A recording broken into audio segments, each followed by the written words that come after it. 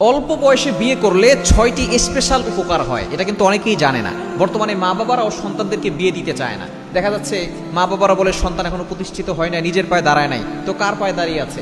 সন্তানকে দ্রুত বিয়ে দিয়ে দিবেন, সন্তান গুনাহ থেকে বাঁচতে পারবে। অনেক মা বাবা আছে, তারা চিন্তা করে সন্তান বিয়ে করার পরে তো বউকে ভালোবাসবে, আমাদেরকে ভালোবাসবে না, এজন্য তারা সন্তানকে কাজ করায়, টাকা পয়সা খায়, এরপরে মনে করে যে বিয়ে করলে মনে হয় ভালো হবে। না, আপনার সন্তান যখনই বালেগ হয়ে যাবে, সে গুনার দিকে ধাবিত হওয়ার আগেই আপনি তাকে দ্রুত বিয়ে দেওয়ার ব্যবস্থা করবেন ইনশাআল্লাহ। দেখবেন রিজিকের মালিক তো আল্লাহ, আল্লাহ তারা সবকিছুর ব্যবস্থা করবেন। এই অল্প বয়সে বিয়ে করলে 6টি উপকার হবে। 1 নাম্বার হচ্ছে তার চরিত্র হেফাজত থাকবে। চরিত্র হচ্ছে সবচেয়ে দামি জিনিস। নবী সাল্লাল্লাহু আলাইহি সাল্লাম 40 বছর ধরে তিনি চরিত্রের পরিচয় দিয়েছেন, কেউ তার চরিত্রের উপরে কলম লাগাতে পারে নাই। নবী সাল্লাল্লাহু 40 বছর ধরে নবুয়তের চরিত্রের পরিচয় দিয়েছেন, আর আমাদের সেই চরিত্র নষ্ট হয়ে যাচ্ছে। এজন্য 1 নাম্বার চরিত্র হেফাজত থাকবে। 2 নাম্বার হচ্ছে লজ্জাস্থান হেফাজত থাকবে।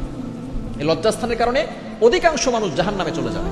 এবং 3 নাম্বার হচ্ছে চোখ হেফাজত থাকবে। Take care of your eyes. যদি দৃষ্টিকে হেফাজত রাখতে চান, দ্রুত বিয়ে করার ব্যবস্থা করবেন। এবং 4 নাম্বার হচ্ছে দিনের অর্ধেক পূর্ণ হয়ে যায়। যখনই কোনো ব্যক্তি বিয়ে করে ফেলে, দিনের নিসফাদ দিন, দিনের অর্ধেক পূর্ণ হয়ে যায়। ফাল্যাত্তাকিল্লাহ ফিন নিসফিল বাকি, আর বাকি অর্ধেক থাকে তাকওয়া আল্লাহর ভয়। এটা 2টা ফিট করতে পারলে, অর্থাৎ তার ঈমানটা, দ্বীনটা তার পরিপূর্ণতার ভিতরে ঢুকে যায়। এবং 5 নাম্বার হচ্ছে সে ধনী হয়ে যায়। অর্থাৎ যে বিয়ে করে আল্লাহ তাআলা তার জীবনে বরকত দান করেন। আমরা বিয়ে করি না টাকা পয়সার অভাবে, কিন্তু নবী সাল্লাল্লাহু আলাইহি ওয়াসাল্লাম জানিয়ে দিয়েছেন যে বিয়ে করলে আল্লাহ তাআলা বরকত দান করেন এবং ধনী বানিয়ে দেন, হালাল ভাবে ধনী বানিয়ে দেন। এবং 6 নাম্বার হচ্ছে মোস্ট ইম্পর্টেন্ট, সেটা হচ্ছে আল্লাহর নৈকট্য অর্জন হয়, ইবাদত করে মজা পাওয়া যায়।